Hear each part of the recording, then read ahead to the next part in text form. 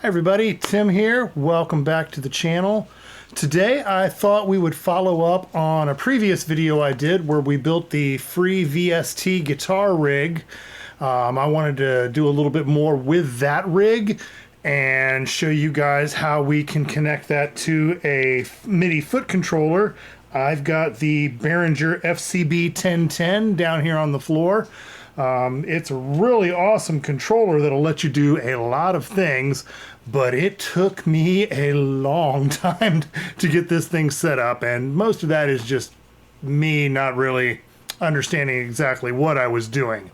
I was using some different terminology in my mind than what the Floorboard actually calls some things, so I wanted to dive into that a little bit. Let's take a look here first at the MIDI editor for the Floorboard. This is a free one that you can get. So the FCB MIDI editor is where you can change what commands are being sent by each switch on the Floorboard. Now, one of the things I learned was that most VSTs are going to want control change commands coming from your MIDI device, but what the FCB was sending by default was program change, which didn't work. So I was setting it to try and change different parameters in the VSTs, and it just wasn't doing anything because it was looking for a different type of information.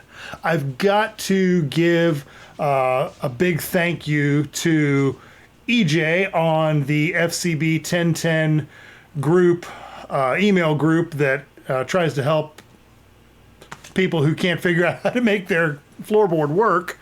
He gave me some good tips and got me down the road to figuring out how this thing works so that I can share it with you guys, and you guys don't have to then spend hours and days trying to figure out what it took me to learn. So by default here in the MIDI editor, when you first pull it up, you can see up here in the right hand corner I've got a sysx file already loaded. This is a sysx file that I created for my use. By default, when you don't have anything loaded, this little box here for program change is going to be turned on for each switch on the Floorboard. That was messing me up big time. When I finally figured out how to change it, all you gotta do is just uncheck the box, come over here under control change, check both of those boxes. The reason you want two controllers is because you're gonna want, in most cases for guitar effects, you're gonna want an on and an off. Or you're actually gonna want an off and then an on. See, by default, when you load your preset, the way I've got the rig built here in Reaper, I've already got all of the effects turned on. I've got the chorus turned on, I've got the delay turned on, reverb, yada, yada, yada. But what I want then is when I hit the foot switch for the first time, I want that control to turn off. So I want everything on by default, and then I turn it off when I don't need it. You can do it either way. You can have everything set to be off when you load the preset and then turn on as you use the Floorboard, however you want to do it. It's just whatever makes sense for the song that you're trying to play. So what I did was here on number one, my foot pedal number one, I set that to change the channel on the amp head, which is the TSE X50. I wanted that to change from the green to the red channel, like if I was using my mouse and I hit that button here and I change back and forth from green to red. Then on number two, if you notice here on number one, let me go back there for a second. Number one, the value I had set is 0 and 1 that I wanted it to change. That was because I figured out that appears to be what that particular amp head wants for that channel switch. It likes that best. Now the other, for the bypasses for like the chorus and the delay, I wanted the 127 here is what turns it on and 0 is what turns it off. I used a different control change command for each pedal. Pedal 1, I sent CC1, pedal 2, I sent CC2, 3, and so on down the line. Now, in the MIDI standard with a lot of keyboards, those controllers are actually going to be default mapped to other things, like for volume and for modulation, like if I'm using the mod wheel on the keyboard or pitch bend or something. But for the VSTs for guitars, it doesn't really matter, so I just went 1, 2, 3, 4, 5 just for simplicity's sake. Now, getting this loaded into the floorboard actually took a little bit of doing. I'm going to show you what I did with that, and then we'll move on. So after you build everything here in the editor the way you want it, you build a kind of a virtual version of the floorboard, and so that all the controls are sending, all the switches are sending the control change parameters that you want to be sent. Then you're going to write that as a sysx file. So I did write sysx, and that comes up. And I called mine, it was 5-pedal control change, so that I know that all 5 pedals on the bottom of the floorboard are sending just control change parameters. So I gave that, I saved it. Now, after you've saved it, you're also going to want to transmit it to the floorboard itself. And if we click on that, it's going to come up with this little pop-up. Kind of looks like a warning, says, hey, you gotta do some extra steps here. And this is where I ran into another problem, because my MIDI cables that I have here are ancient. They are seriously old, to the point that sometimes they kind of cut in and out on me. And I didn't realize that for a while, so I was like, why is this working one time and not the next? But I finally got that. They're situated right now and seem to be working pretty well. But in order to actually send this sysx file to the floorboard, I've got to follow some steps on here. So I'm going to show you what we do here. First, you have to turn the unit off, and then you turn it back on while you hold down the down button. And you're going to wait until all of these lights stop changing and this green light comes on there. Now, once you do that, you're going to hit the up button twice. And this is all right here on screen as well. I'm just going right down the list. Then I hit pedal number 7, and that gets it ready to receive the sysx file from the computer. I hit enter on my keyboard, and we see it load. Now, once that's loaded, I come back down on the floorboard. I hold the down button until it comes back to 0, 0. I'm on my initial bank. I haven't really set anything else up yet. I could if I want to. Right now, I think the best workflow for me is going to be to just set up track templates in Reaper with the different effects that I want for whatever song that I'm performing. And I can just have the same 5 control change parameters sending from the floorboard to the different track templates in Reaper, and then we'll be going from there. So the next thing I want to do after I've got my preset, or my actually this is called a bank. I've got the bank loaded into the floorboard, and every one of the switches is actually a preset. This is something that was really confusing me. I kept using preset to mean the whole setup of the floorboard, when preset actually only means 1 pedal or 1 rocker. And that took a little while. I was getting very confused between the difference between presets and banks and what I was calling a preset.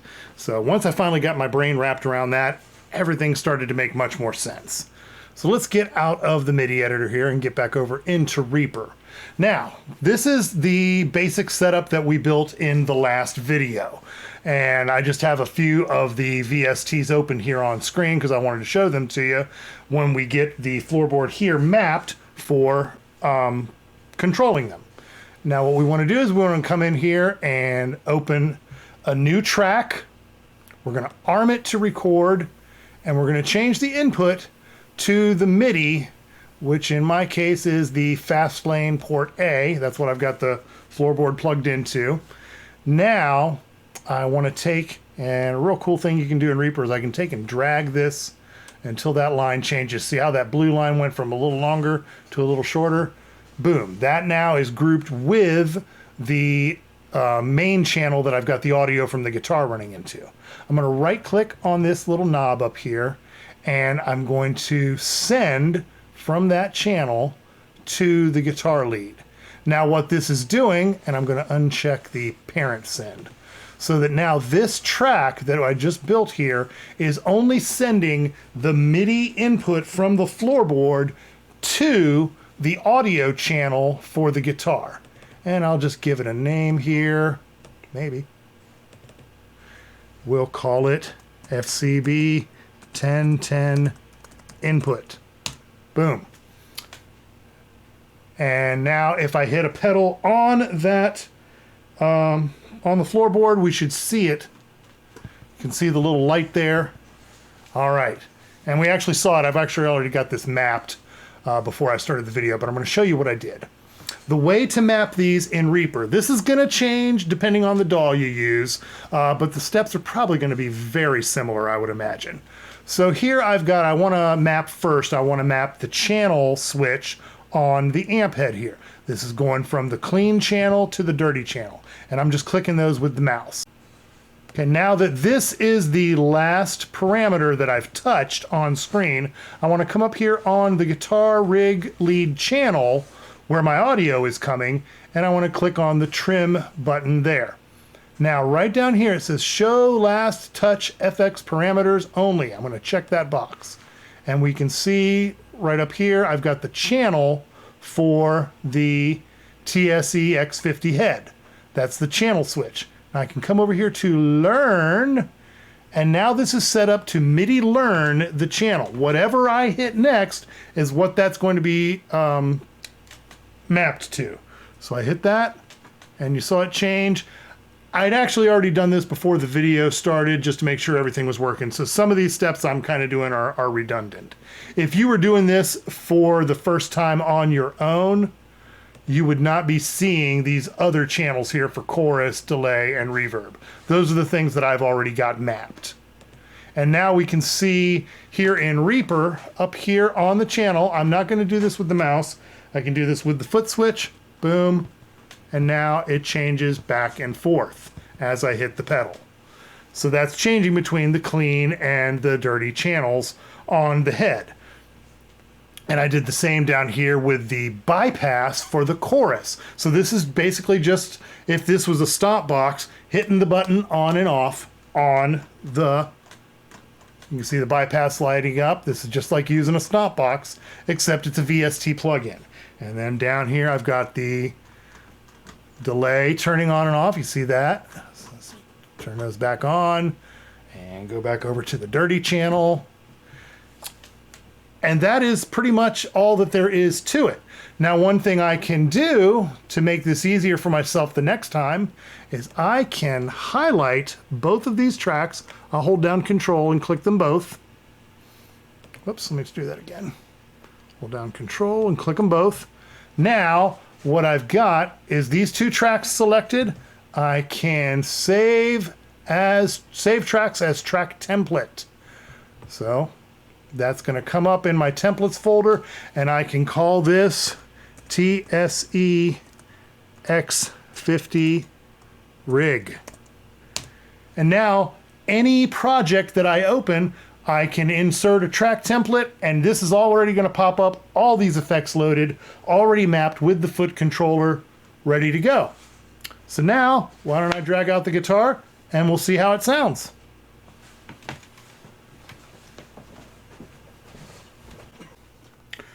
All right, so here it is all put together. I got the trusty Ibanez back out, and right now I've got it on the clean channel with the chorus and the delay turned on. Sounds like this. All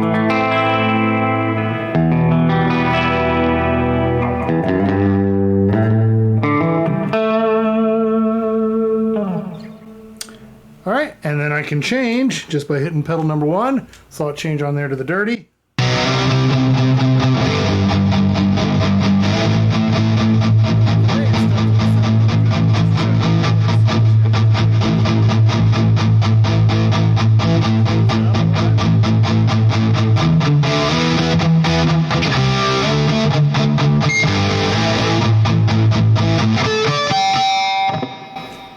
And I could also, if I wanted to, turn the chorus on and off, so it's just a straight.